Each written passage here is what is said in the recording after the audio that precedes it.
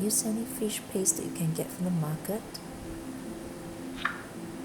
Shape it using 2 spoons, just like this. Spoon and scrape it off. Bring the water to the boil, add in the fish paste, Bunga Tongkeng and salt. Bring it to a boil like this. When this is boiled, turn off the fire. Have the big egg ready. Pour it in. Stir it.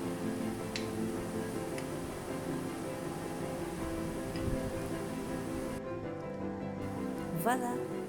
Your Bunga Tongkeng fish paste Eggdrop soup is ready. This is one simple, oilless and aromatic soup to make for the day.